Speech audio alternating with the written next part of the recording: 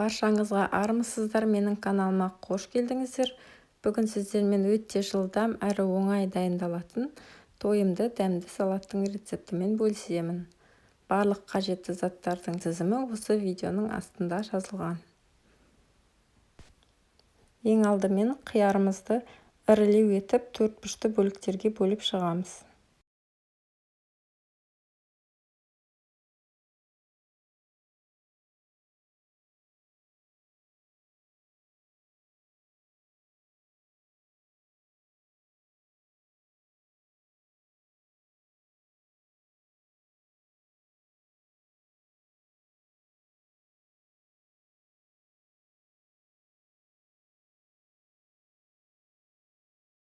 Оны ыдысымызға саламыз және келесі кезекте қызанақты да турап салатымызға қосатын боламыз.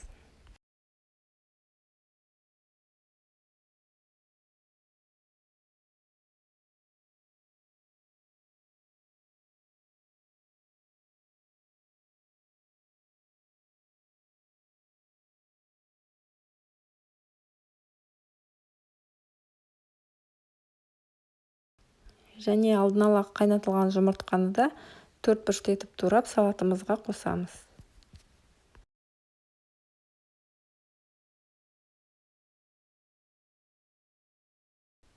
Және аскөк қосатын боламыз.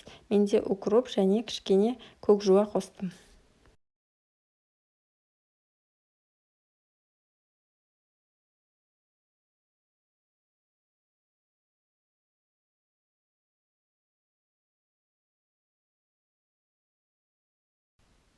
Және консервідегі жүгеріні қосамыз.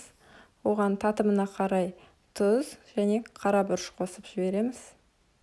Және кез келген кептірілген нанды, яғни сухарикиді, бұны ең соңынан қосып жібереміз, яғни дастарханға ұсынардың алдында ғана қосыңыздар. Және де бір ас қасық майонез қосып, жақсылап салатымызды араластырып аламыз.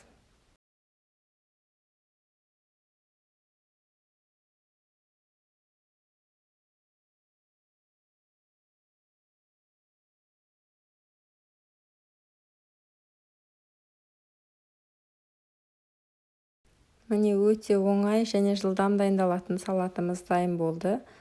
Оны тәрелкемізге салып, дастарханымызға ұсына берсек болады. Видеоны соңына дейін қарағандарыңыз үшін рахмет.